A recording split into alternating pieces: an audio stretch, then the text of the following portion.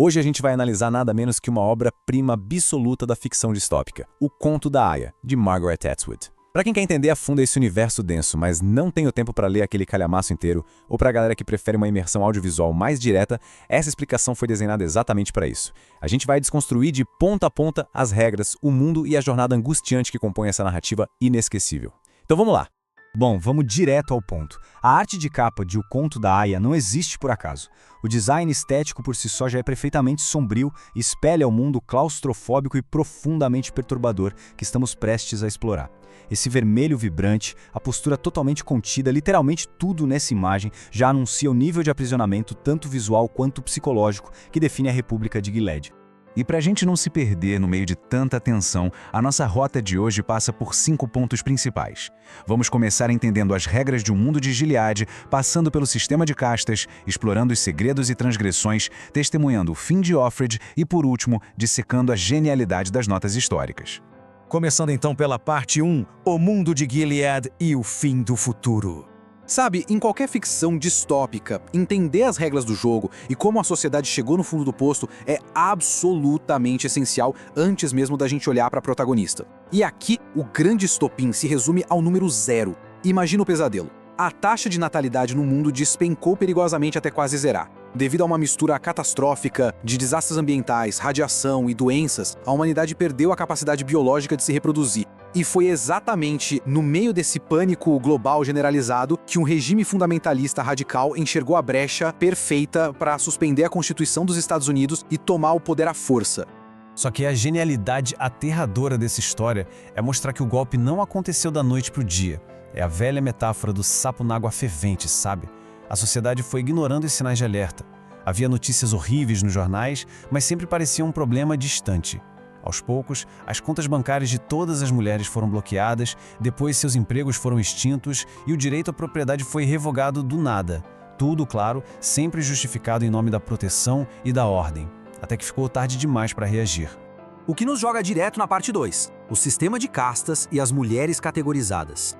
A nova república que Gilead reorganizou a sociedade inteira em um piscar de olhos, transformando categoricamente o corpo feminino em uma arma do Estado. Eles estabeleceram uma hierarquia social muito rígida que dita absolutamente cada interação nesse mundo. As mulheres foram divididas e marcadas como num código de cores. As esposas, sempre de azul, são a elite casada. As aias, naquele vermelho gritante, são as mulheres férteis destinadas unicamente a procriar. As martas, de verde, são responsáveis por todo o trabalho doméstico. E as tias, vestindo uniformes caqui, são a verdadeira polícia moral do regime, usando bastões elétricos e ideologia pesada para doutrinar e controlar as outras mulheres.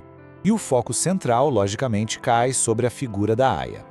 Aquelas poucas mulheres que ainda tinham um histórico de fertilidade foram caçadas, capturadas e totalmente destituídas de suas identidades originais. A nossa protagonista é chamada apenas de Offred. Em inglês, Offred significa literalmente do Fred ou pertencente a Fred, que é o comandante dela.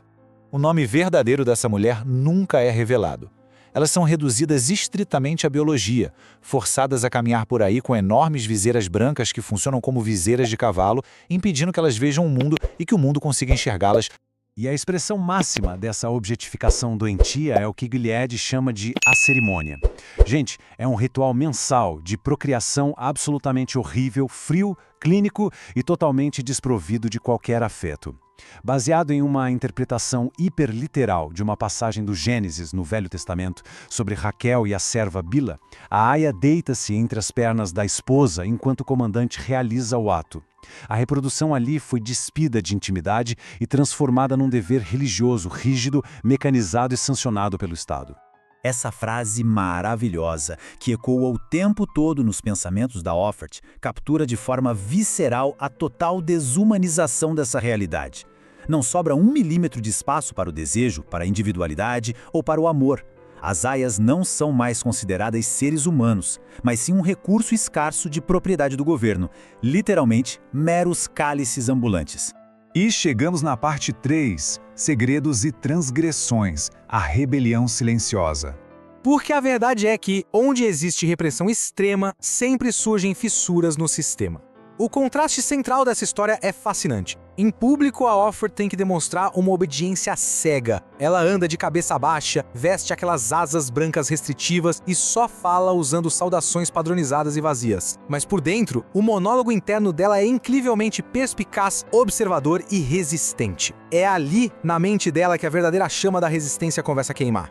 O momento que cristaliza essa resistência isolada é essa frase maluca num latim inventado que ela encontra arranhada bem escondida no chão do armário dela. Nollit ti bastardes carborundorum. A tradução seria: não deixe os bastardos esmagarem você. Uma mensagem secreta de sobrevivência deixada pela Aya anterior. E aquelas simples palavras agem como um bote salva-vidas no escuro, acendendo uma vital e minúscula esperança na mente da protagonista.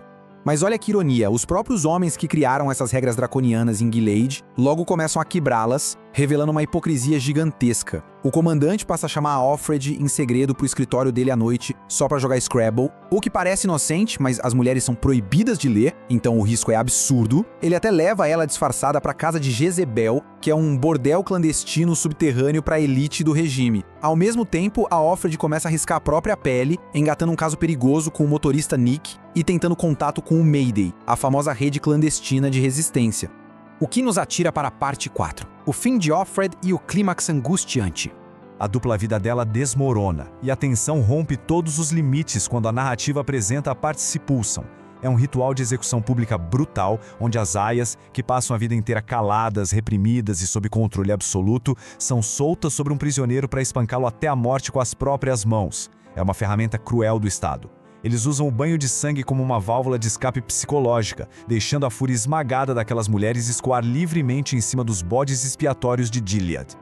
Então, o ponto sem volta é quando a máscara cai. A esposa do comandante, a Serena Joy, encontra provas de que a Offred esteve no clube Jezebel. A ruína é instantânea.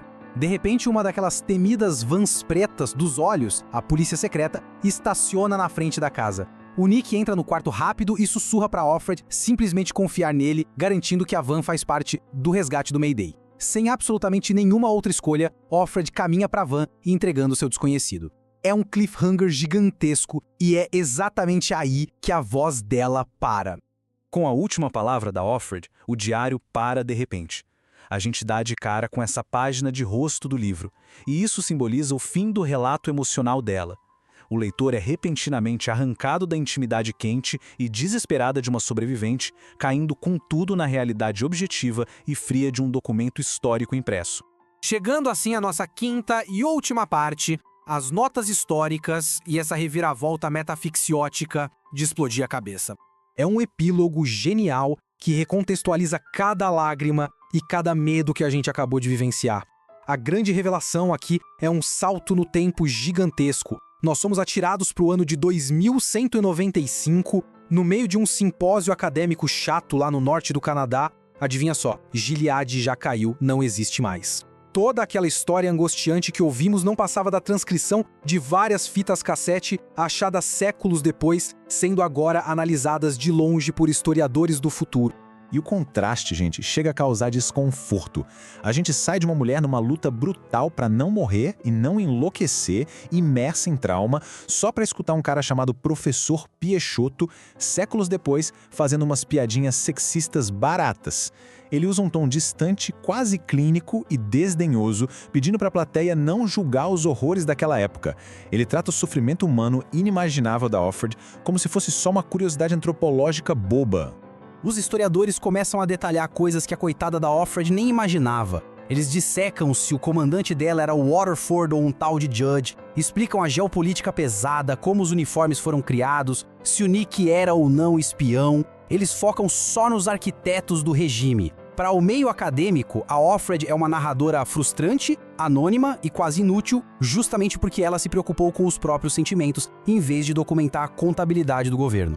E essa citação das notas finais precisa bater forte na gente. Ela funciona como um aviso absurdo da Margaret Atwood sobre quem detém o privilégio de contar as histórias da humanidade e como o sofrimento brutal do presente acaba sendo reduzido a um monte de notas de rodapé chatas e neutras na história depois que o tempo passa. E a gente encerra essa análise com a pergunta que fica martelando na nossa cabeça sem resposta propositalmente. O mistério sobre o destino da Offred é genial. Ao recusar dar uma conclusão fácil, a obra desafia quem acompanha a sentir o peso do silêncio dela e a refletir sobre o quão frágil a nossa liberdade é e sempre vai ser.